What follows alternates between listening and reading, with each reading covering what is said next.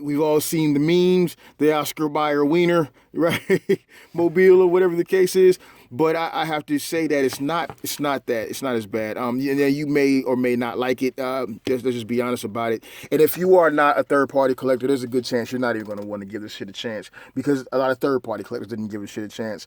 But I'm going to start the review off by saying that I purchased it, and I'm happy that I purchased it. I'm going to also give you full disclosure. I had a little bit of store credit with the retail that I got it from.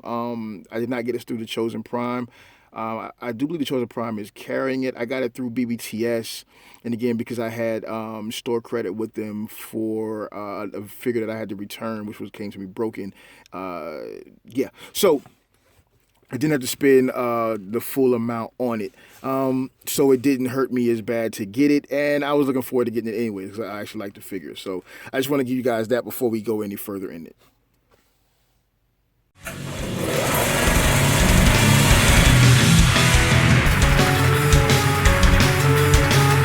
Hey, what's going on, guys? Welcome back to Brave Toys. I'm your host, Brave, and today we are taking a look at the UniqueToys Investigator Swarter. Oh, got him. I went and bought him, even though most of y'all didn't. So, okay, let's get right down to the point of controversy. Okay, so this is not a G1 accurate toy. Okay, so we know that we've all gone through the forums, and we know this is not a G1 accurate figure. Having said that, I personally don't have a problem with that. And then my next, the immediate statement that I would make next is that if it was a G1 accurate figure, I don't think it would look good. And I think many of you would agree, right? So UniqueToys took many liberties, because the truth of the matter is the G1 cartoon and toy design was pretty bland, especially the cartoon character. So it's pretty bland. So I've from the beginning I was kind of I was cool with the liberties that UniqueToys took with the figure. Now, having said that, I got the figure as soon as I got it out of the box. I was pretty happy with the figure. I had no major issues with the figure. Okay, I mean, like, this is before I even took him out of the clamshell, just looking at the figure. And I just want to throw that out there. He looks pretty decent. I'm going to deal with the things that stuck out in my mind from the beginning first, just so I can get it out of the way, and you can know that I'm on the up and up with my opinions. This here is what I refer to as the dick bar. It's a dick bar, right? I don't like the way that particular portion of the design went about being created. I don't like it. But since I've been messing around with it more, and I just really started messing with it on Friday evening, it doesn't bother me as much as I thought it would in the beginning, and it really actually is a help to the figure, because it allows him to get more range as far as articulation. Inside of that dick bar there, you have a soft ratchet there, and then you have, of course, the universal deal here, and that's based on friction. All right, you have a swivel here, then you have a swivel here. Because of the transformation, he is highly articulated. There are some things that when you look at it aesthetically, you kind of get thrown off just a little bit. For me, the first thing that I saw beyond the dick bar was the arms and how long the forearm is, as versus to the bicep and the shoulder. But it's a robot. It's a robot toy. It's a transforming toy. So and it's a triple changer. So some things you would expect to have to take a back seat, because they got to actually make it work, right? Out of packaging, he comes with 4 of these swords that actually turn to his helicopter blades. They have a pin here which allows you to fold it back with 2 pegs on either side, a peg and a peg hole right there. So you can close it down. This is for storage in the vehicle mode, as well as you have the notches here that allow you to store it along the sides of him in his robot mode or whatever other mode you can find tabs in. And there are a bunch of tabs all over this thing. You can also take it back here, and this is pretty much the same way you would do it in the vehicle mode, right? And just peg it in there. And there you have it stores there as well. You can put as many on as you want to. I probably wouldn't do that in robot mode because that'd be kind of stupid, right? But yeah, that's that. He also comes with this weapon here. It's basically black with a little bit of silver here, and what I would assume is like, well, I'm not going to assume it's a fucking toy laser gun. So there you go. The handle also folds back, revealing this little peg here, and you can also use that peg to peg in for storage in vehicle mode. In vehicle mode, it kind of goes, I think, pretty much about right there.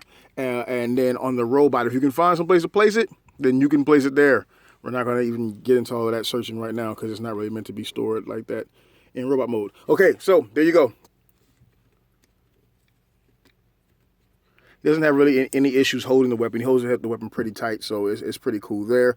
It's just like the sword. His hands, he's got a single pin going through, and then he's got one finger that's articulated, and the rest of the fingers are joined together, and then his thumb is open, okay?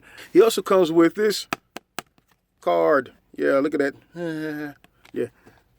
And then he comes with this deal here, an extra tire. I don't know what the crap this is for. Maybe it's for the, it's possibly for the alt mode, the car mode. But I honestly, the directions, which suck, say nothing about that. So there's his face. Tell me what you think about that face. I don't have any issue with his face. I kind of like it. You may or may not, but that's his face. That's what you got. It's on a swivel and a hinge there, so you get some articulation there. It can go all the way around, so that's good. I kind of like it. I like the detail of it. I like the rivets there on the top. I like the line work, so that's pretty cool. So you got a little bit of orange. You got some blue along the sides there. I think that's to mimic like a windshield or something like that, but it actually doesn't go on top of the car. It goes under the car in transformation mode. You got the silver along here with the orange, and so you got some line work all throughout it that really looks good. I think Autobot symbol would fit here perfectly. You have the black breaking up the yellow on the arms, and then you have some gray here and some gray and some silver there at the base of the forearm. Of course, the hands are black. You come down to the legs, and just like with the G1 and the cartoon, you have the black legs. Now, the difference is with the cartoon, I think this is all black going down. You got black on the legs with some nice line work, some nice line detail in the thighs of the robot, and then you have the orange and silver here on the front of this black plate of his leg, with the more orange on the sides of it. And then you have some blue with the yellow in the back there. And we'll get into those colors as we go through the actual alt modes, because they really shine in the different vehicle modes. Whether you like the vehicle modes or not, one thing that I like about the figure is that everything seems to transfer to the next mode very well. Very well indeed. Wheels are at the bottom. His feet are kind of big. That's the second thing. That's another thing that kind of irritated me about him, but it's not so bad that I can't live with. His feet are kind of big, but they have a purpose. Everything has a purpose with this guy. Take a look at the back. He's got a bit of a backpack, but so did the G1, and damn sure the Generations model. So yeah, he's a pretty sturdy figure, and I attribute that to the fact that everything on this guy pegs. There are a few places that aren't held together by pegs, like these portions here, which turn to rearview mirrors for the vehicle, for the car mode, and something else for the helicopter mode. But whatever cases, they don't peg there, but it's not quite necessary for them to peg, to be honest with you, all right? It's more like for a design deal there. So that's that. And I can't really think of too much else that doesn't peg in. Like almost everything on this guy is held firmly together by pegs, and that's something that I like, because there are many bots that I've had, and you're messing with, and you're like, oh man, why don't I have a peg right there to hold that crap in? He's got the pegs. He's got the pegs. He's got a soft ratchet there on the shoulder, giving you that up motion, and then he's got a swivel here. That swivel is just on friction. It's not ratcheted. Swivel at the bicep top and bottom. That's yet again just friction. And then you got a soft ratchet there on the at the bicep, at the elbow, at the elbow. the wrist does go all the way around, and then because of transformation, you pop this and it folds in that way as well. So you get some pretty good articulation there. He has swivel here. He's got a soft ratchet inside of the legs, and his friction here, and then you got swivel here and the swivel there, as well as friction there on the knee bend. But it is notched with texture, so it gives you the appearance.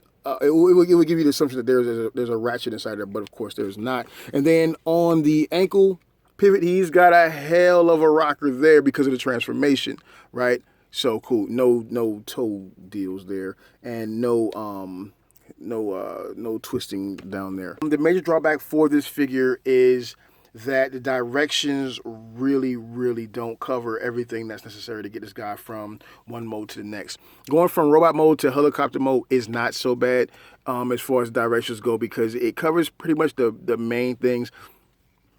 But when you get to going from, and I typically, well, no, I can't say I don't show the directions.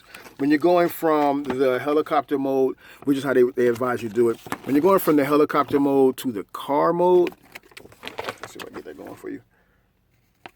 Yeah. When you're going from the helicopter mode from the car mode, it sucks, man. They start from here, and then I'm going to show you, because I want you guys to see everything. I'm doing a short review and an extended review. This will probably be an extended review, but I want you guys to see everything so you can know what you get yourself into if you decide to delve into this figure.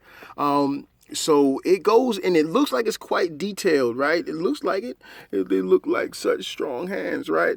Yeah, it looks like it's detailed. You're going through it, flip that, flip this, fold that.